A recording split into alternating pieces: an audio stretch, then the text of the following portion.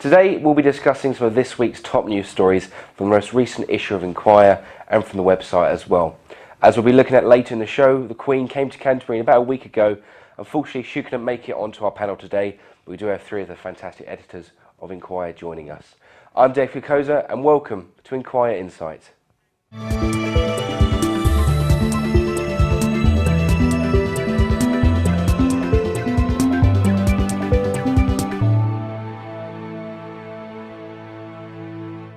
The £12 million railway investment programme in Canterbury, the Rosetta mission here at UKC, and £43,000 for Dame Julia Goodfellow are all the stories we'll be discussing today.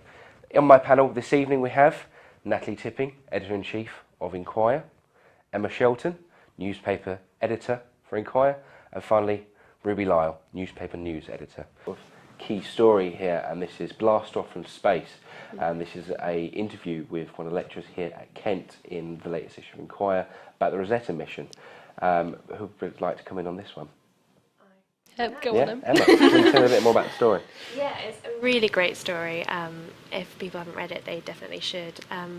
One of our lecturers here, Dr. Stephen Lowry, is involved in the Rosetta mission, and the University of Kent are one of the only universities to be involved in this mission, and seeing as a spacecraft landing on a comet is a unique moment in history, that's quite a cool thing to be part of.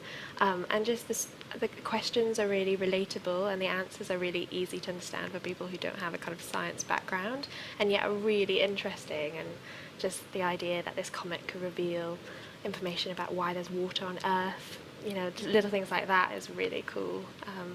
So a really great opportunity that we had to interview this guy. Looking forward to see what Kent can do. I found it such a fascinating article, and some of the detail that Dr. Lowry goes into is just so incredible. I mean, what do you think this sort of means for the future of space exploration and perhaps universities being involved in these kind of projects? What does it mean for the future?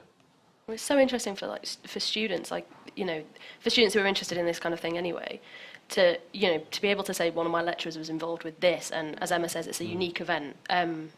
Surely it's an inspiring thing for future generations and for students here at Kent, but also physics students around the country, to want to get involved with things like this and want to put their university on the map in such a huge way. It's definitely a really cool story. Stephen talks about one of the questions he'd like to see answered in his lifetime was the question of life existing elsewhere in our solar system, or should I say beyond as well. What are your thoughts on this? Yeah, I loved that last bit. I mean, I just think he seems like a really human person, relatable, and he's just got these kind of, I'd love to find about this and that, and don't we all want to know if there's life elsewhere? And actually that this comet, which seems so insignificant, it's 67 out of say 300, he says, but could shed light on that kind of thing. It's just really cool. Final thoughts in that case then? Life existing elsewhere in our solar system, in our universe. Yay or nay? Yay or nay? I'd like to hope so. Yeah, I'd like to think there was something. It seems strange that Earth's just a total anomaly. Yeah. Anomaly? Anemone. Anomaly. And we can't be the only beings in the whole universe. I'm holding out for the X-Files. Yeah, I'm holding out for Doctor Who. Good call. The article front page from last week. Now, this is leading on quite nicely to the last sort of article to discuss here. So last week, InQuire ran with the front page headline that the Vice Chancellor of the University, Dame Julia Goodfellow, received a £43,000 pay increase, up from £222,000 to £265,000. Thank you for the maths there. I study film. You see, it's not my strong point. But the article in question we're talking about is Education by Corporation. This was a lecturer giving his views. So I'd like to talk about this particular story in question. So tell me about the article written by the lecturer in the newspaper. This was really exciting for us when we got sent this through, because lecturers are reading the paper. It's a student newspaper and lecturers are reading it. Basically, it's a lecturer giving their view on, as you say, the massive pay rise of our Vice-Chancellor.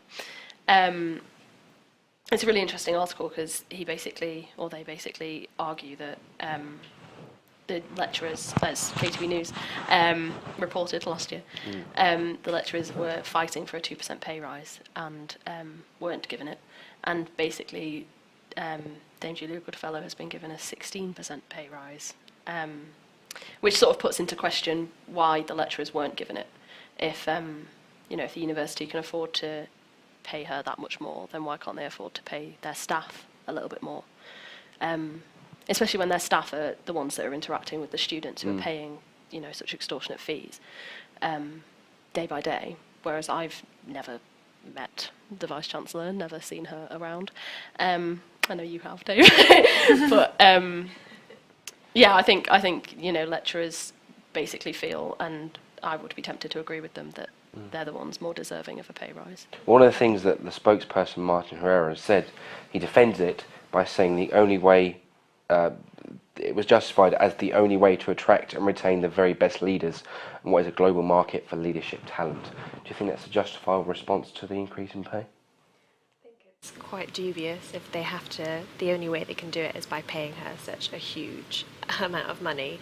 I think he does argue as well that, or the lecturer in question, we don't know who it is, does argue that if she's getting such a huge amount of money, she should be insulted as well. If that her only worth is in value, is valued through money. I think the lecturer talked about in his article I quite found interesting was the fact that he had said that as a non-substantive member of staff, he is paid on an hourly basis, or he or she. I should clarify that because we don't know whether it's a he or she. But that does mean that there's a lot of excessive workload that doesn't get paid for, particularly under the terms and conditions of employment they have. Is that fair? Do you think it's a fair sort of system that the university operate in that way? No. I think lecturers, and I mean, not just lecturers, anybody should get paid for the work that they do, regardless of whether it's 9 to 5 or otherwise. I don't really agree with it. I think one of the main criticisms that's come out of the news piece, that's obviously gone around other local news outlets in the area, is that I can't remember whether it's that she's either getting paid more than the Prime Minister or she's had a bigger pay increase than the Prime Minister. About £100,000 more than the Prime Minister. Well, okay, so if you have to pay her so much to get her to just stay as the Vice Chancellor of the University of Kent, then the leader of our country, in theory, sorry to the Queen, but the leader of our country, in theory, is getting paid less than the vice leader of this university. It doesn't really make sense to me. £42,000 could have paid for, and in particular it says in the article, 130 extra seminars for 130 modules. Do you think, one by one, £42,000, should it have gone to the Vice Chancellor as a pay rise? No, I think the thing that I'd really agree with are, there's two. The first is that it could pay 2 students' wages after they've graduated from UKC and they're unemployed. And the second one is it could have built a crossing on Tyler Hill, which is a massive issue that nobody seems to be doing anything about. It's just, if they've got this money to spare, then why don't they pay it? Why don't they spend it on something else? Emma, your thoughts? Yeah, again, no. As a literature student, I have 6 hour contact hours. I could definitely have got more from my 9,000 tuition fees, so if the money could have gone towards more seminars, I would have been up for that. Yeah. Ruby, what would you have spent £43,000 on? Not yourself. And if I can't choose it on myself, free Ben and Jerry's and essentials, I don't know, it's just an absolute absurd number for a pay rise. It shouldn't be acceptable, and it'd be much better just be spent on students.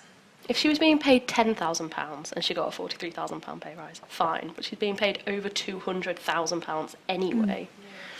It just seems ludicrous. There we go. Great final thoughts from our panel there. Free Ben and Jerry's for all students and a ludicrous amount of money to be paying our Vice Chancellor.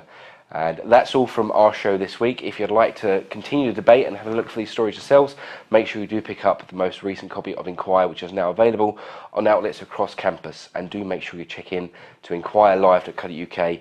for all recent comment articles and much more.